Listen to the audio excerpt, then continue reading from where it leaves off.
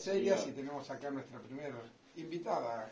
Exactamente, estamos aquí con Adriana Díaz, precandidata a concejal de la lista 3 UCR, del Frente Juntos, que encabeza Gonzalo Díez. ¿Cómo estás, Adriana? ¿Qué tal? Buenos días, muchas gracias por la invitación. Bueno, muy bien. De nuevo, a la política vos habías estado en el gobierno de Molina, ¿no? Sí, en realidad, sí. Bueno, yo me presento, Adriana Díaz, soy militante de los 18 años y afiliada a la Unión Cívica Radical.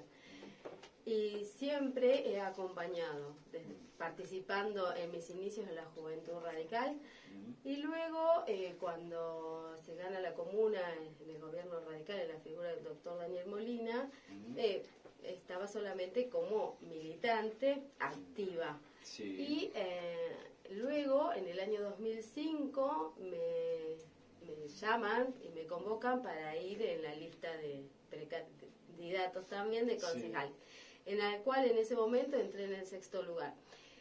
Una vez finalizadas las elecciones, obtuvimos 5 bancas y durante el 2005. Y luego, quien la encabezaba en ese momento la lista era Mario Díez, casualmente, el papá de Gonzalo. Y luego él pasa a ocupar la Secretaría de Gobierno, entonces yo ahí asumo como concejal. Claro. Y cumplí mis 3 años y luego de ese periodo fui la directora de concesiones y luego también fui directora de personal, siempre en la órbita del gobierno radical. Claro, o sea que con experiencia, digamos, ya en lo que es gestión municipal. Sí, con experiencia, porque bueno, uno va viendo los diferentes momentos, ¿no? Porque en ese momento a mí me tocó ser concejal, pero oficialista, que también tiene otra mirada. Lo importante es que los criterios deben ser los mismos, por lo menos en lo personal los manifiesto de esa manera.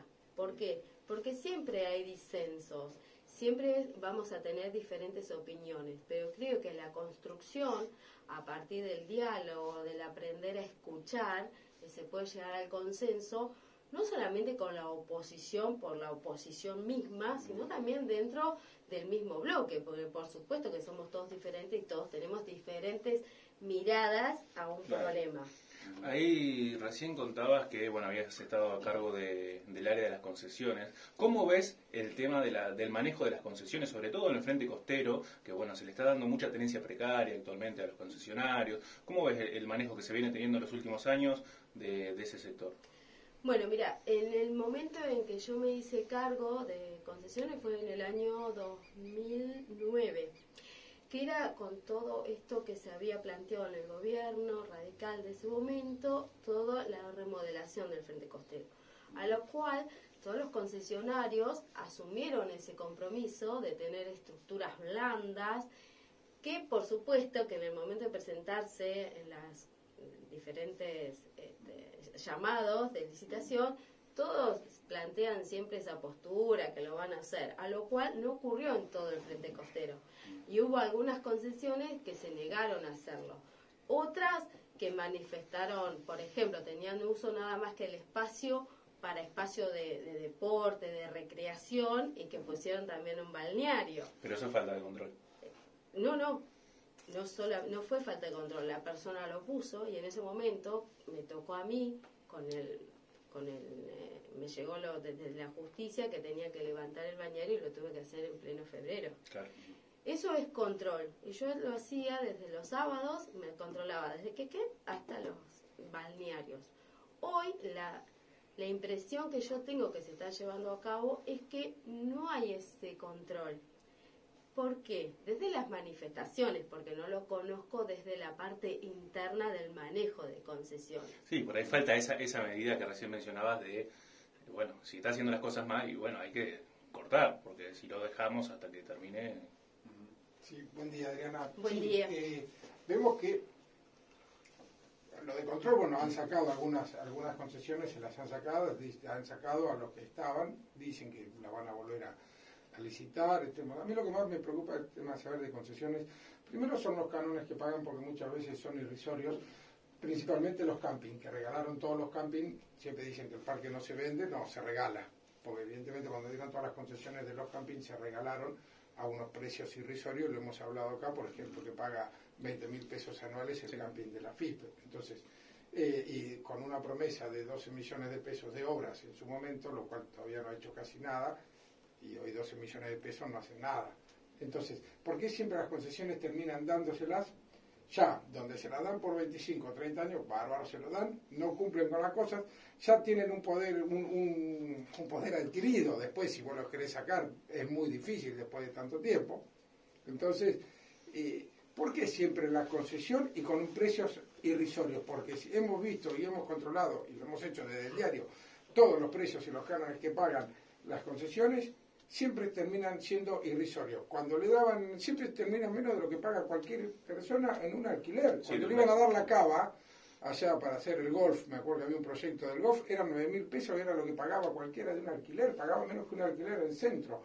Y no quiero nombrar todo, porque son siempre 5 años de gracia, y después empezás, y después haces esto, y después que la temporada fue mala, entonces no lo puede hacer, y en definitiva hacen con la plata nuestra, que le regala el Estado, le regala las tierras, y terminan haciendo lo que ellos quieren, no las cosas. ¿Cómo se puede cambiar eso? ¿Cómo se puede cambiar? Vos que estuviste desde adentro. Yo, en ese momento las concesiones tenían otro valor y siempre van ajustadas a un índice. No es que se paga siempre lo mismo, ¿no? Supónganse que en ese año se hicieron varios procesos licitatorios, se otorgaron en concesión, y en ese momento tenían un monto, si no mal recuerdo, de 30.000 pesos. Estoy hablando del año 2009. Pero eso no es que de ahí a los 20 años o 30 años que tienen de cesión van a pagar lo mismo, sino van ajustado a cierto... Bueno, pero va ajustado y está establecido. Ahora, como vos decís, si no hay control... Mensual, un 2% anual. No, porque en ese momento por lo menos estaba establecido por el precio de la carpa, pero con una cantidad, no por una carpa. Entonces digo, yo hoy no sé de qué manera están establecidos los pliegos. ¿Por qué? Porque como vos bien manifestabas, hubo cambios, que no se saben si esos cambios son buenos, si son malos, y también sabemos que se han sacado concesiones que tampoco está claro si es que por falta de proyección o de lo que ellos habían proyectado si se ha cumplido, o porque había otros intereses que hicieron que se les quitaran las concesiones. Y ahora hemos visto, sí, en estos días que se han llamado a 2 procesos licitatorios, tanto para la hélice como para Polo Ranch. Polo Ranch. Bueno, veremos, porque eso hay que ver, ¿no? Cuáles son los proyectos que se han presentado, cuál es el plan de obra, porque también a veces tenemos esa dificultad, que en algunos casos se presenta un solo oferente, y ¿qué ocurre? Que quizás el proyecto después de los años, entonces hay que ser más ajustado en eso. Por lo menos cuando a mí me tocó, y no solamente por una construcción, digamos, desde lo político partidario, yo no estuve de acuerdo con algunas y lo manifesté y está escrito. ¿Por qué? Porque cuando nosotros manifestamos tener materiales, tienen que ser materiales concretos, tienen que ser materiales palpables. Yo no te puedo poner que tengo una, no sé, por decirles algo, tengo un hotel, entonces cuento con colchones, cuento con almohadas, por eso no me va a ser un bien tangible para poder llevar a cabo ese proyecto. Entonces, hay que ver un montón de cuestiones y que a veces se pasan por alto en función de que el proyecto les parece interesante y la propuesta económica también, pero me parece que hay que ver desde dónde se parte para llegar a eso. Yo presenté mi punto de vista en ese momento y que justamente no coincidía con el resto, ¿no? Claro. Adriana, seguramente cuando hablan o se juntan en las reuniones, están con Gonzalo, no es el objetivo final, no es obviamente ser concejales, sino ver si en un futuro, en el 2023, pueden llegar al Ejecutivo, ¿no es cierto? ¿Qué planes tienen o qué les gustaría en Necochea, por ejemplo, del Frente Costero? ¿Qué planes o tienen algún proyecto? ¿Tienen una idea de lo que se puede hacer o todavía ese tema no lo han tocado? En realidad nosotros ahora estamos apostando toda nuestra energía en poder llegar a concretar y ser candidatos para concejales. Tenemos una mirada que está construida en lo que es la seguridad, con esto de la cuestión del conocimiento, con la educación. Y cuando hablamos de educación, no solamente nos referimos a lo pedagógico. Sí, perdóname, digo, yo te pregunté por el Frente Costero, de eso no tienen nada, porque me están hablando ahora, me salís con la educación. No, está bien. Me la pregunté y después vemos perfecto. Lo del Frente Costero tenemos lo mismo, que sean estructuras que sean viables, que sean cómodas y que permitan la visualización hacia el mar. ¿Con concesiones o con venta, si se puede llegar a vender parte de las tierras? En lo particular, yo pienso que tienen que ser del Estado municipal. No debe haber venta en lo que es el costero, el Frente Costero. El Frente Costero, yo digo, de la 2, sí. tenés la 2, lo que está sí, yendo para los molinos a la derecha. Eso no se podría vender. Es una apreciación netamente personal. ¿Quién se puede vender? No, yo no opino ni en Cochea ni en Quequén. Yo. Y lo que ya se vendió en Quequén, ¿qué hacemos? Bueno, por eso te digo, es algo de lo que ya está, y uno lo puede cuestionar. Lo puedes cuestionar en el sentido de que a vos te puede parecer que está mal y a otro le ha parecido que está bien. Pero desde mi mirada es Frente Costero y lo que tenemos que hacer es eso. ¿Por qué? Porque es una cuestión del bien común. No es algo es de todos los necochenses y todos deberían tener acceso a eso. Entonces, si yo, por ejemplo, quiero ir al campo scout que se lo dieron, o a los campings que se lo dieron, o a los clubes que se lo dieron, no lo puedo usar, no es mío. No, porque justamente tiene otra mirada. Eso justamente es una concesión que se les otorgó por cierto tiempo, a lo cual uno puede... ¿Y qué diferencia habría si hay una venta, una apertura del negocio? Que puede ser mejor y que puede venir a invertir más, porque vemos que en Necochea no se invierte, no se hace nada, y vemos que los demás balnearios crecen, y nosotros estamos acá estancados con concesiones precarias que después no, se lo vamos a dar a una asociación, se lo vamos a dar a Juan, a Pedro, y nunca terminamos en nada, siempre estamos... Bueno, a mí me parece que justamente es eso, si vos vas a dar una concesión que debe existir un control real de las cosas, porque si en otros lugares funcionan de manera correcta, acá también deberían hacerlo. Vos por eso es que se les solicita, por ejemplo, las fajadas públicas que estén en condiciones, y yo no veo que haya control en esa situación. ¿Por qué? Porque llegado la temporada, ocurre que contamos con 2 o 3 fajadas públicas, las cuales es muy difícil el acceso a la playa, no hay los servicios que en ese momento se propusieron. Yo no sé cuáles son los que se solicitan, pero es muy sencillo. Si vos tenés un buen servicio, seguramente va a permitir que todos podamos acceder. De la manera, sí, algunos van a pagar y otros no, pero lo que sea, que se permita el acceso a todo el público. Para eso están las fajadas públicas. Sí, pero la fachada pública que nadie la cuida. Por eso te digo, hasta ahora yo no vi un control. Lamentablemente, discúlpame, lamentablemente todo lo que hace el Estado no lo ha hecho bien.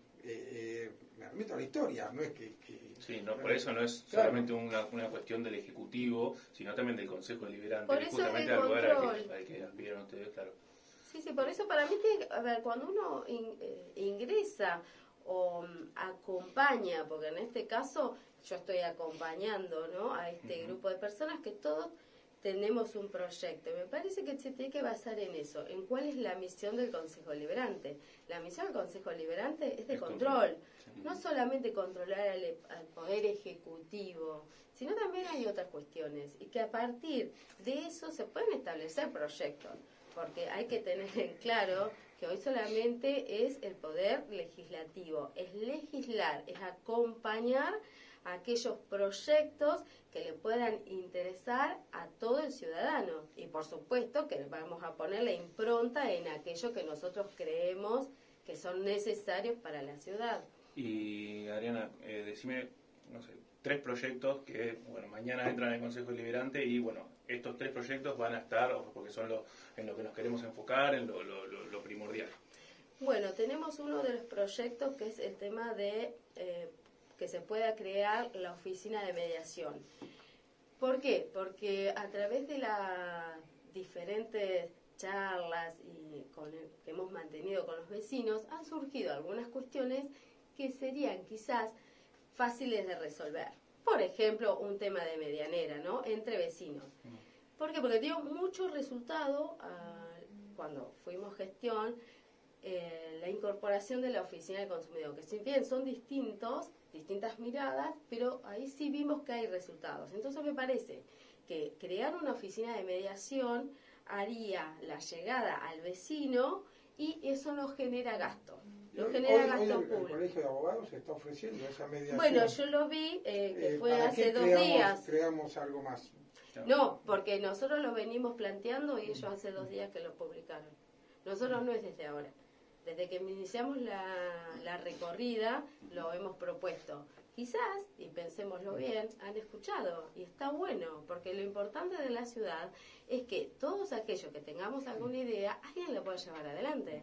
Sería bueno eso, que no se diga no, que no porque lo decís vos, Adriana, traigo este proyecto, entonces otro partido dice no lo aprobamos porque lamentablemente pasa estas cosas, ¿no? Siempre pasa. Entonces digo, ¿no sería genial? Si ya lo han puesto en marcha porque hemos sido escuchados, sería fantástico. Entonces, si está y funciona, no es necesario crearlo desde el Estado municipal, que tampoco generaría, ¿sí?, ningún gasto. ¿Por qué? Porque hay personas en la municipalidad que cumplen esa función. O sea, no sería incorporar nuevo personal, sino reasignar. Reasignar, porque lo importante con respecto al personal siempre es que vos lo tenés que capacitar.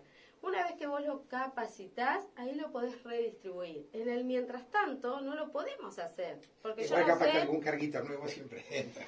No, eso seguro. ¿Algún coordinador?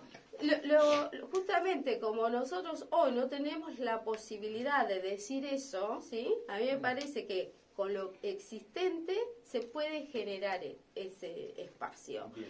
También está la propuesta de los puntos seguros. Los puntos seguros tienen que ver con estructuras a colocar en distintos espacios públicos que pueden ser las plazas y que tampoco llevaría gasto de personal. ¿Cómo sería un punto seguro? Claro, ¿estructura de qué tipo? No, por ahí sí, o cómo que hacemos la estructura, ponemos una casilla que en su momento la vimos cuando Gonzalo era precandidato, que estaban ahí, habían armado una en diagonal. 2015, diagonal y 63, armaron una, bárbaro, listo, ahí tenemos un punto seguro. ¿Qué habría? ¿Personal las 24 horas ahí en ese punto seguro? No las 24 horas, sino es así, 24 horas, ¿por qué? Te lo explico para que se logre. En el horario de 8 a 14, que vaya una persona del Estado municipal, porque obviamente que hay que equiparlo, ¿sí?, al lugar, y que se pueda usar de posta. ¿Por qué las 24 te decían no? En ese sentido. Pero sí que sirva de lugar, por ejemplo, para la policía, que tenga un lugar de referencia, ¿sí? Y que eso esté dotado. ¿Para qué? Para que se brinde seguridad en el espacio. Sí, y eso es el que estaría dotado de calefacción, internet.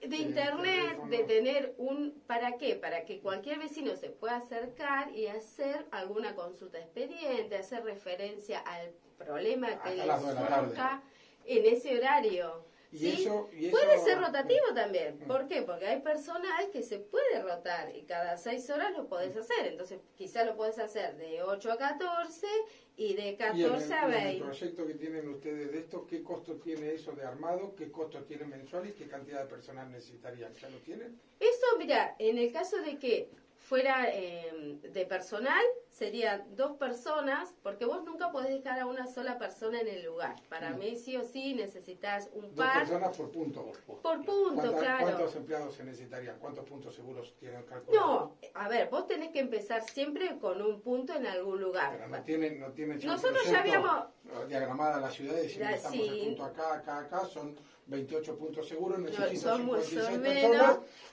bueno, no sé, necesito 56 personas, hay 2 que están de franco, 3 de vacaciones, se me enfermaron, voy a necesitar 18 personas, no sé, estoy tirando. Sí, está bien, perfecto. Queremos armar la radio, bueno, vamos a necesitar esto, tú, listo. Si nosotros podemos poner en práctica 10 puestos, vos necesitas como mínimo 4 personas, por eso son 40. Más allá que, como vos bien decís, habrá que cubrir enfermedad, vacaciones, claro, sí, cualquier eventualidad que sabemos todos que puede suceder. Más en el Estado. Seguramente, y bueno, más ahora lo que está ocurriendo también, que con esta pandemia también encontramos que algunos presentan muchos, o tienen antecedentes y a lo cual no se está yendo a trabajar. En mi caso yo fui todo el tiempo, yo no tuve ningún receso ni burbuja, no existió. He trabajado el año y medio. Como la mayoría de los que trabajamos. Pero así que, bueno, es así. Estaba entonces lo de los puntos Seguro, la oficina de mediación, y también crear el tema en el Consejo Deliberante la Comisión de Seguridad Local, que esté conformada por el Departamento Ejecutivo, ¿no? En la cabeza del intendente, pues, acompañado por concejales, en la cúpula policial y toda aquella entidad que tenga que ver con el tema de seguridad. Porque eso en algún momento, si no bien fue bajo esa figura en el gobierno, nosotros manteníamos reuniones una vez cada 15 días, el intendente o quien designara el intendente con la policía. Entonces, de esa manera es crear un mapa delictivo, ¿no? Y ver, porque hoy acá en Necochea está surgiendo mucho el tema de la inseguridad. Por más que algunos escuchemos algunas cuestiones que tienen que ver en estos últimos días con el robo de camionetas o automóviles, también en zonas retiradas hay mucho robo diario. No solamente en zonas retiradas, en pleno centro. El día del niño se robaron una camioneta. Pero por eso digo, lo que estamos escuchando acá... Claro, se lo vaciaron, todos los días roban. Sí, pero lo que estamos escuchando... Entonces, supuestamente yo veo que, vos decís esto, están los puntos seguros, a las 2 de la tarde se fueron a su casa. Listo, me roban a mí a las 11 de la noche. Voy al punto seguro y ¿qué hago? No, por eso, pero a ese punto seguro también lo podés adoptar de un punto de pánico, un botón de pánico. Entonces eso vas a crear ese círculo, ¿sí? ¿Qué tiene que también estar dotado? De iluminación, porque si nosotros ponemos un punto seguro y no contamos con iluminación, es lo mismo que la nada. Vos lo que tenés que hacer es jerarquizar ese lugar, ver de qué manera se puede ir incorporando también personal, porque vos quizás en ese horario como tentativo, vos lo pones a la persona y vemos que se necesita mayor carga horaria. Y eso también va a generar que haya un movimiento. Y lo dotás de todo esa estructura o infraestructura, también que va a generar al desarrollo, ¿no? Y podés hacerlo lo recreativo, podés hacerlo cultural, eso que te va a llevar, que si está más tiempo, vos vas a necesitar más personas para estar en ese lugar. Pero todo eso lo tienen, decir, bueno, si nosotros queremos el punto seguro, a raíz del punto seguro, una vez que esté el punto seguro, vamos a hacer que sea un espacio cultural. ¿Ya lo tienen todo proyectado o son ideas que están hablando como lo podemos hablar nosotros ahora? No, está proyectado, pero por eso te digo, en la función de estos 10 puntos seguros, vos podés tener estas 40 personas, digamos, fijas, con todas las modificaciones que puedan surgir. Pero para eso también, nosotros, una vez que vos presentás ese proyecto, tengan en cuenta que son proyectos, ¿sí? Que uno los va a elevar al departamento ejecutivo. Y quien tiene la última palabra es el departamento ejecutivo. No es que estamos frente a una elección ejecutiva, es una elección legislativa y son propuestas en las cuales... Bien caudo decirle al Ejecutivo, mira, queremos los 10 puntos seguros. Los 10 puntos seguros tienen un costo de 50 pesos. Estos 50 pesos necesitamos tanto personal, que ese personal para dedicar a esto va a necesitar esto. Antes de todo se consigue el consenso. Por eso, todo eso tiene que tener un costo, saber un tiempo que se va a tardar en hacerlo, un tiempo y un cómo, que es habitualmente muchas veces lo que no nos dicen los políticos, el tiempo y cómo, para cuándo lo estarían.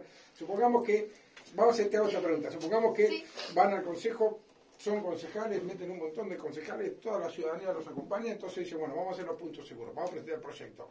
Llegan, listo, hoy tenemos este proyecto, todos levantan la mano, listo. ¿En cuánto tiempo está los puntos seguros y ahí funcionando? Justamente es donde hay que llegar al consenso. Por eso yo te decía de estas diferencias, ¿no? El disenso. Porque, bueno, nosotros podemos presentar el mejor de los proyectos. Puede estar avalado. Después, quien lo va a llevar adelante es el departamento. Pero vos le decís, si este proyecto tarda 10 días en hacerse. Yo te puedo decir días. A vos 10 días. Después, decir... si lo hacen o no lo hacen, es otro tema. Bueno, yo quiero saber si ustedes lo saben. Sí, eso sí, pero por eso te digo, el mejor, vos podés hacer el mejor de los proyectos, con la mejor estadística. llevar a cabo, yo no te puedo decir, porque eso es prometer algo que no yo no te estoy diciendo que no, vos no, me digo prometas, que me digas que vos vas a llegar al consejo y en 20 días van a estar los puntos seguros. Yo lo que pregunto, digo, ¿cuánto tiempo tarda en implementarse los puntos seguros en un eventual caso de que les aprueben su proyecto? Después si lo hace el Ejecutivo o no lo hace, ese es otro tema, pero el proyecto está que en 20 días, en 15, en un mes o en 6 meses, es como cuando presentan un proyecto de licitación. Yo voy a construir este mega balneario con 3 piletas, 18 canchas de pádel, qué sé yo. En 2 años voy a hacer si esto. los albañiles se van a enfermar, si no vas a O conseguir si lo voy a pero vos hacer, lo tenés que tener pero vos lo tenés al proyecto y decir, la primera etapa de 3 meses voy a hacer esto, después voy a hacer la pileta y dentro de 3 años voy a hacer 3 canchas de pádel más. Listo, perfecto, vos tenés un proyecto a 5 años. Listo. Entonces, bueno, el proyecto es anual, ¿sí?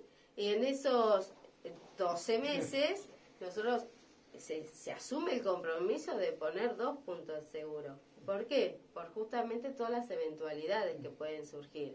Entonces está establecido que en el año, si podemos hacerlo de esa manera, ahí llegás a poner 20 puntos seguros, si te permite. Pero por eso yo te decía, empezar con 10, ¿por qué? Porque uno puede plantear los dos. Pueden surgir... todos los improvisos.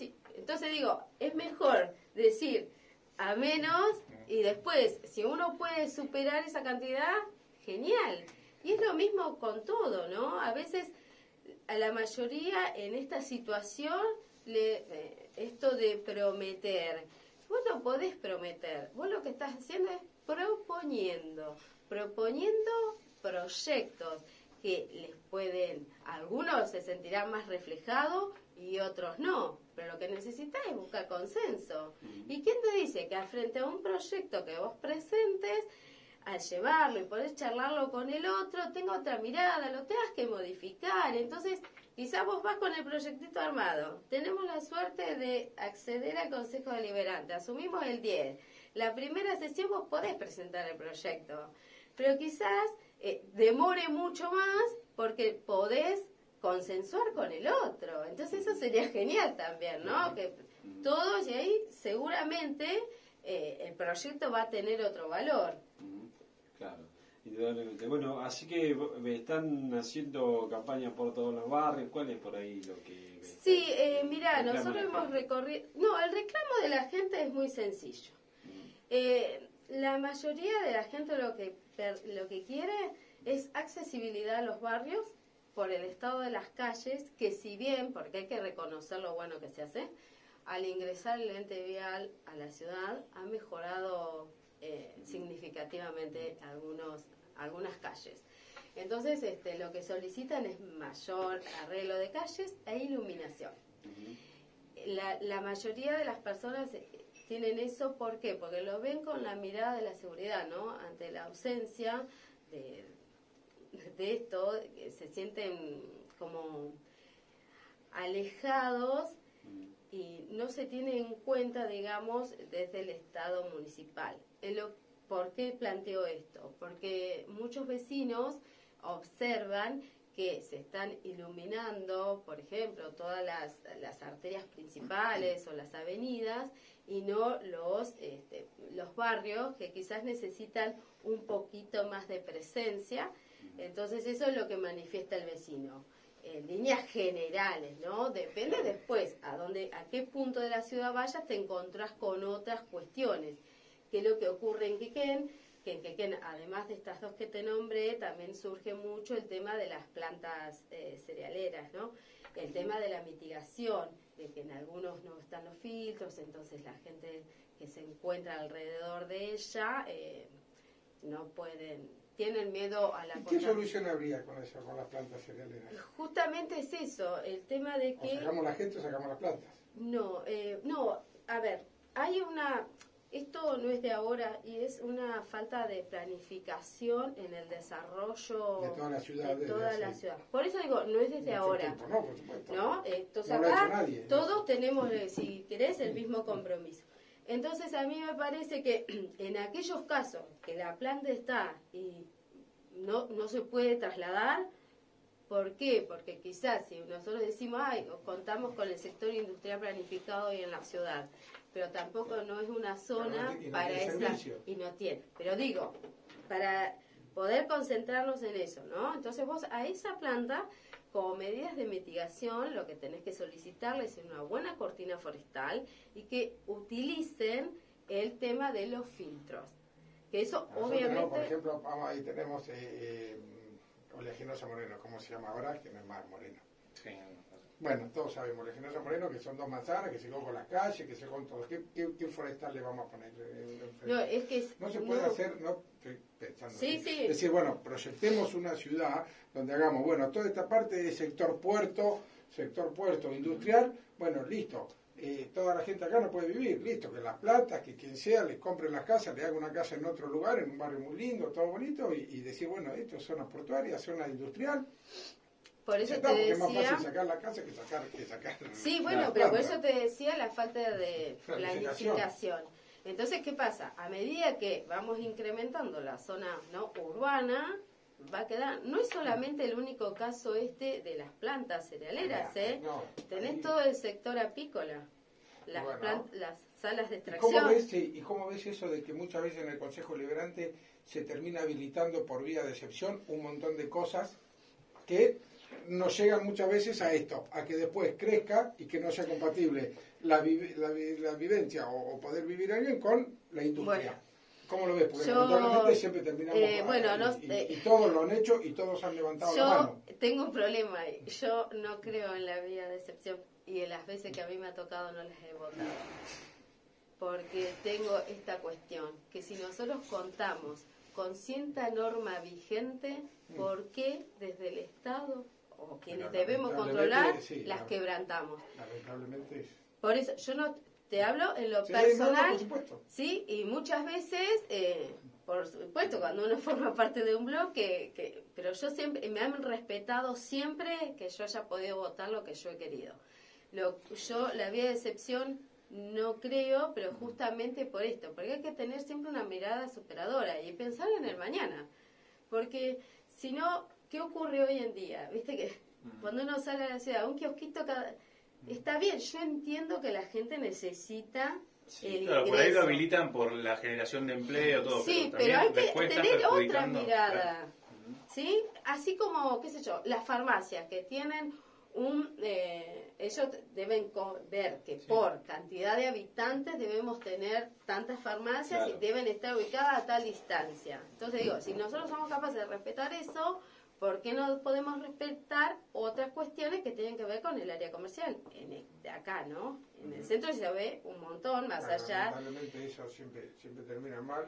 Yo mañana quiero, porque no tengo trabajo, por lo que sea, quiero salir y no sé, ponerme a vender hamburguesas en una esquina y después alguien dice, ay no, pobre Sebastián, no tiene trabajo, dejémoslo y le habilitamos Bueno, las cosas. por eso. Entonces, y siempre, ¿qué hacemos? Igualamos para abajo. Para abajo. En vez de darle una solución al señor para que consiga un trabajo, no, listo. Bueno, por eso Y se digo, instala yo en tengo cualquier esa esquina, vemos que hay mirada. alguien vendiendo algo. Yo tengo esa mirada y me parece que hay que pensar en eso, en el futuro. ¿Por qué? Porque desde lo inmediato vos le podés dar una mano a esa persona, por ejemplo, pero ¿cuánto le va a durar? Claro, indudablemente. Bueno, te agradecemos mucho tu visita, Adriana, ha sido muy amable y bueno, vamos a seguir, obviamente, ya Bueno, falta poco para el sí, final. no Una pasa semana, nada, o sea, una 10 días. semanita ya estamos. Bueno, agradecerles y bueno, y solicitar a la audiencia que tenga como mirada la lista 103 de la Unión Cívica Radical encabezada por Gonzalo Díez. Bueno, muchas gracias. Gracias. Estuvimos hablando aquí con Adriana.